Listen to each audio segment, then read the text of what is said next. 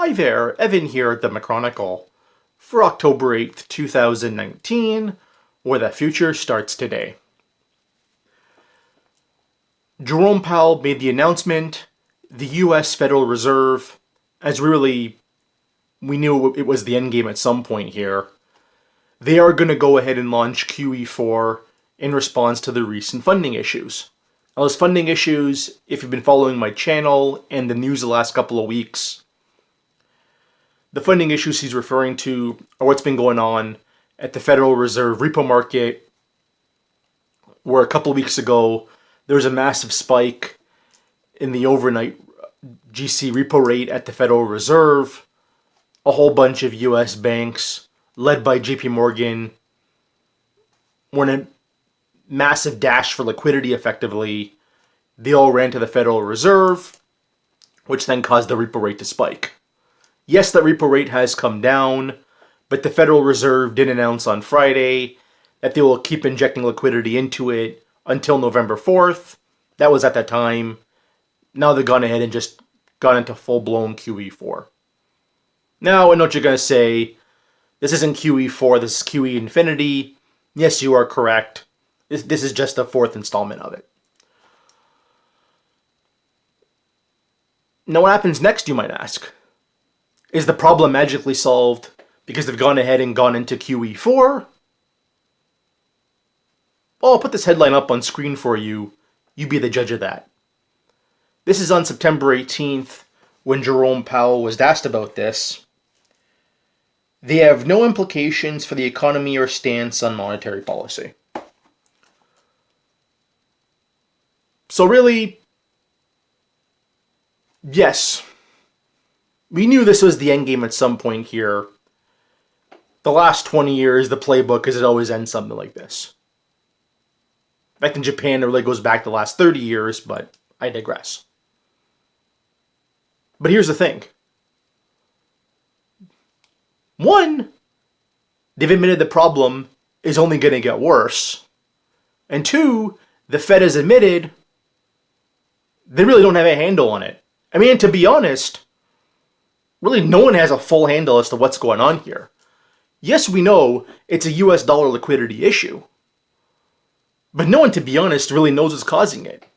Again, I have my speculation on this.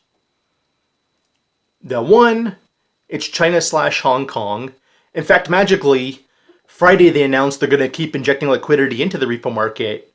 And then news broke over the weekend that ATMs in Hong Kong were running out of cash. Again, not saying it's anything to it. I'm just saying, chances are, it isn't merely a coincidence. Okay? So it's a combination of China, Hong Kong, and what's been going on with the unicorn tech companies and how all of a sudden they need liquidity. The recent news on WeWork as one example. But look, the point of this is two things. One, whatever the problem is, it hasn't gone away. And here's the thing. Remember the global financial crisis in 2007, 2008 that went to early 2009? You can go back on this too. It started in August 2007, and with everything the Fed was doing, it really didn't start coming down until the later part of 2008. Now, obviously, now we're in QE Infinity, so they're going into their next round of QE a lot sooner than they did in 2007, to be honest. But that doesn't mean the problem has gone away, and that doesn't mean whatever the problem is still can't persist here for many months going forward. I mean, the Federal Reserve, by their own words, doesn't know what's going on, to be honest.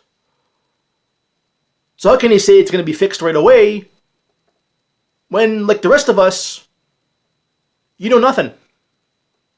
And that's really all I'm saying. So the moral of the story, problem probably isn't going away anytime soon. And the Federal Reserve is doing what the end game always was. That's all there is to it.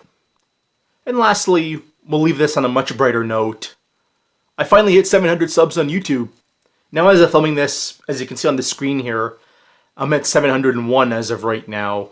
Again, that happened 10 minutes before I filmed this. But anyhow, it's been one heck of a journey the last 2.5 years I've been on YouTube, when I was even under my previous names, Crypto and Markets and Market Strategies. And even only about 2 years ago, I was only at 100 subs on YouTube. It's quite incredible what's happened on here the last couple of years. Y'all have been with me on this journey.